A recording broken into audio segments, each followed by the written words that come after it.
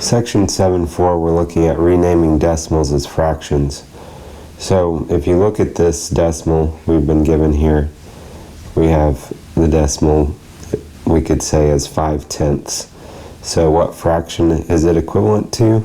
Well, it's 5/10 as a decimal, it's going to be 5/10 as a fraction. And then the next question is, what is the fraction in simplest form? So 5/10, you might notice both of those numbers are divisible by 5. And when you reduce that down, you get 1/2.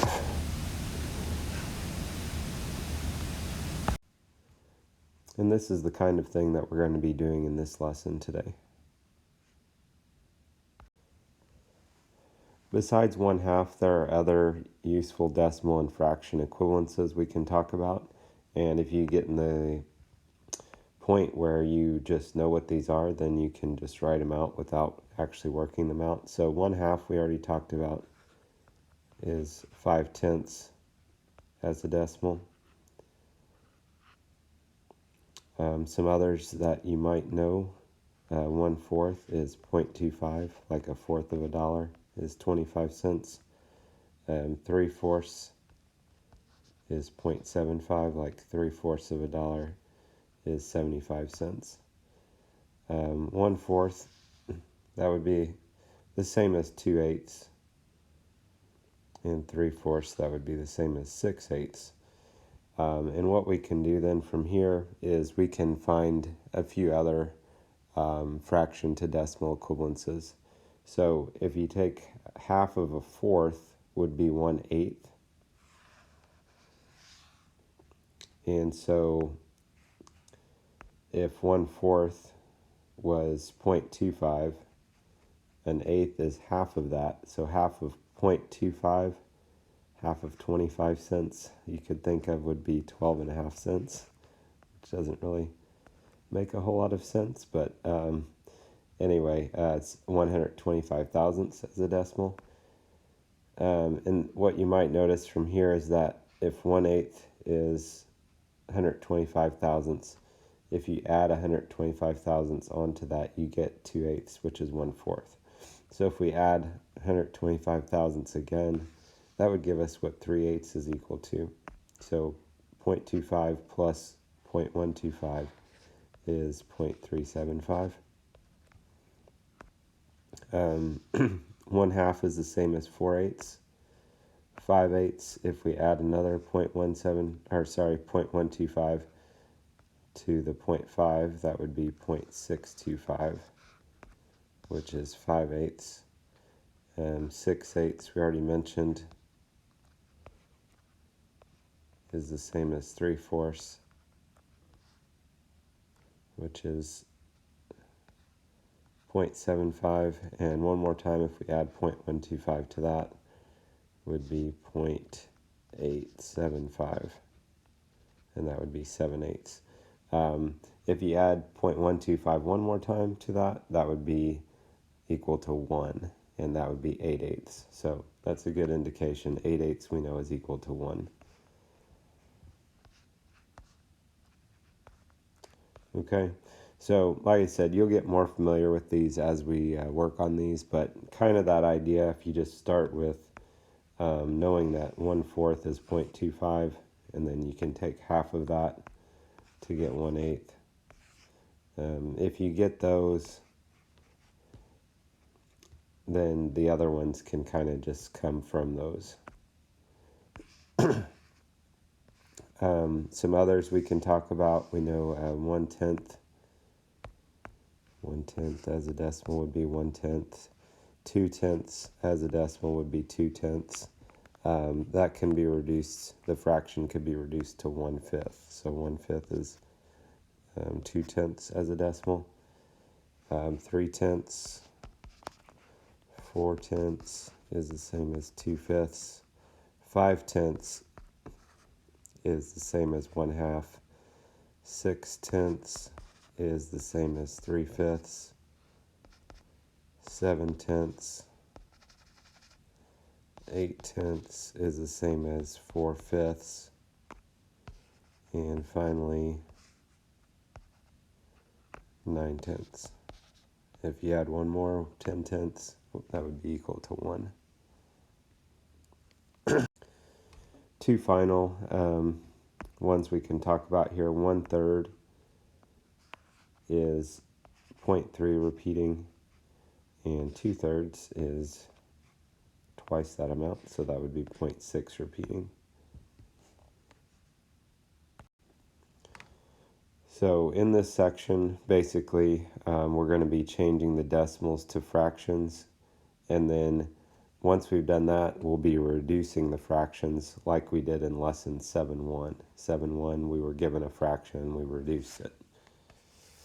So to start with, here on page 148, they say that Omar has 45 cents. What fraction of a dollar does Omar have? So if we can write that as a fraction, so 45 hundredths as a fraction would be 45 over 100, and then we're just going to reduce that down if we can. In this case, those are both divisible by 5, so that would be 9/20. If that's not simplified, then you can divide both of them by the same number again until you get the answer in simplest form. So you can see a few more examples down below here. If you have mixed numbers, kind of the same idea. So 70 and 29 hundredths, you can just write this 70 and then 29 hundredths behind it. That one cannot be reduced, so that would be our answer.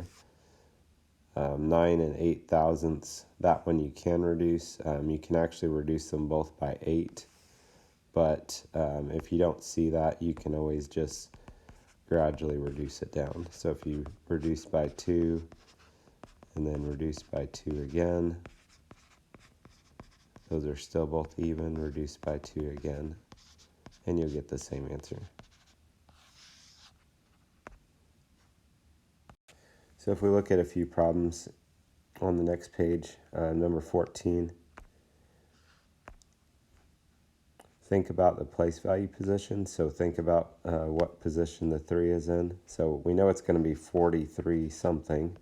The question is, what is the something? Well, right after the decimal is the tenths place, and then next is the hundredths place. So this would be 43 hundredths. We cannot reduce that, so that would be our answer for that one. Number 16, similar idea. We have 36. Look at your place value position, tenths, hundredths, so 36 hundredths. And this one we can reduce. Don't spend a whole lot of time worrying about, am I dividing by the biggest number? Okay, like we talked about earlier in the chapter, as long as you keep reducing until you get the simplified form, you're fine. So these are both even, so you could reduce both of them by 2. Half of 100 is 50.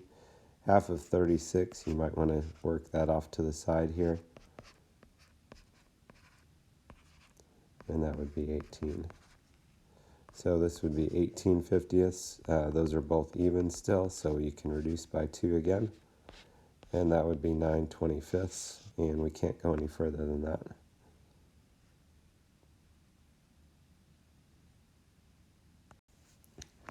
Number 20,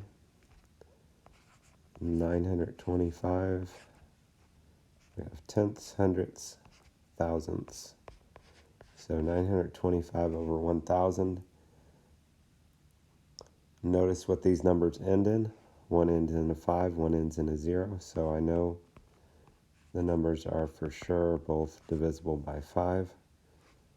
There's one other little trick that we could do I can mention to you here in just a minute. So if you divide that out,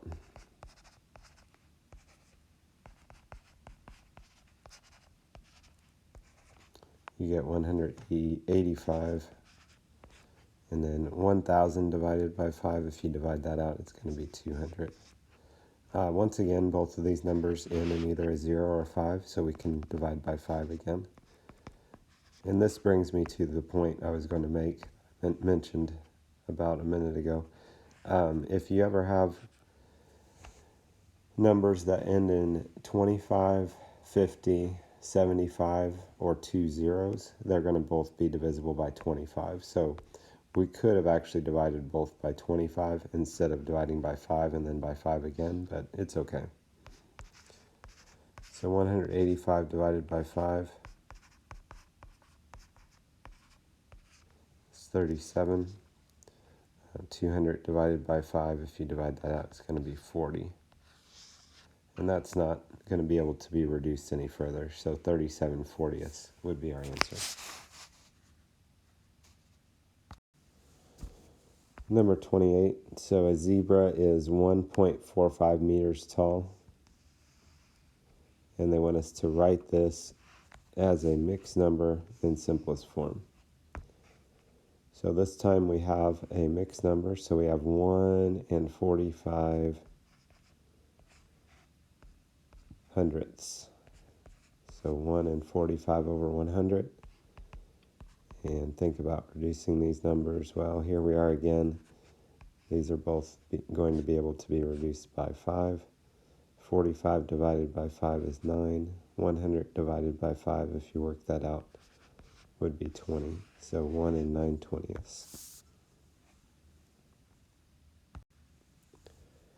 So this gives you an idea of how to rename decimals as fractions.